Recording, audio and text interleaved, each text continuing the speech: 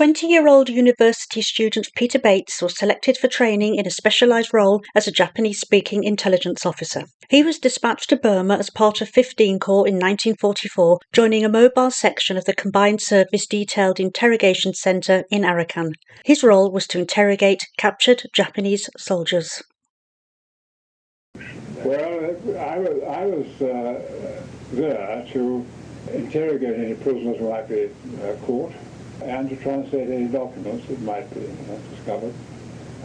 The number of prisoners that were taken in those days was very small indeed. And they're usually first and second class private soldiers who had little to contribute to the philosophy of war, who were always quite happy to tell you where they'd been and how their families were. It was quite obvious that the prisoners that we took, and I don't know how many I had to deal with, perhaps 20 or 30 in those early days. The instinctive reaction was, of course, shock at being made a prisoner. I mean, entirely against the Japanese way of life, particularly. And then sort of discovery that they weren't going to be killed after all, and life was going to go on, and maybe it wasn't too bad. We always used to say, cigarette and a cup of tea is the way to get these chaps going. You don't need to bring any other pressure on. Well, I'm talking about people in forward prison war cages. I mean, at brigade or divisional level. I mean, before they were shunted back to India, we would have them perhaps for a few days. Let's get what we put out of them in terms of immediate intelligence information. So it was supposed to be sort of on the pain of death. We discovered keeping a diary in the British services. All the Japanese kept diaries all the time.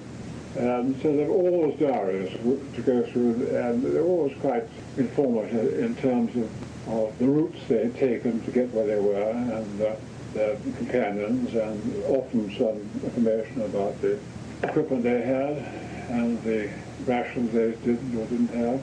And so there was always quite a stream of documents coming through, and we had to do the initial ones immediately, screen to see if there's any real value.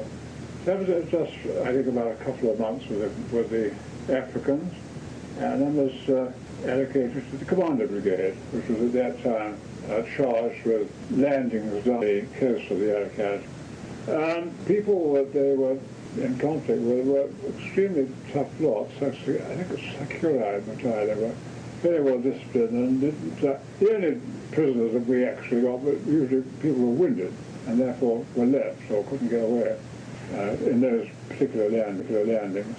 But there was a variety of cases.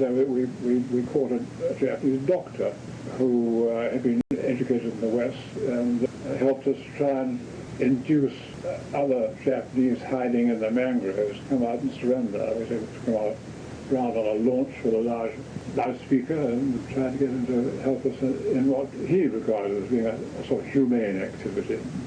Did it work? No.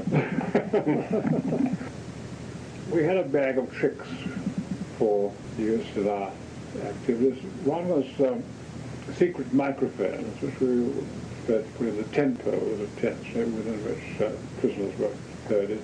And we used to listen like man outside to what they were saying between each other. Normally completely drowned by the noise of jungle birds. And of course the intelligence was full of little private armies. I mean, ours was one. We had the American OSS who were trying to do their thing. And a thing called V-Force, which you may have heard of, which operated behind the Japanese lines.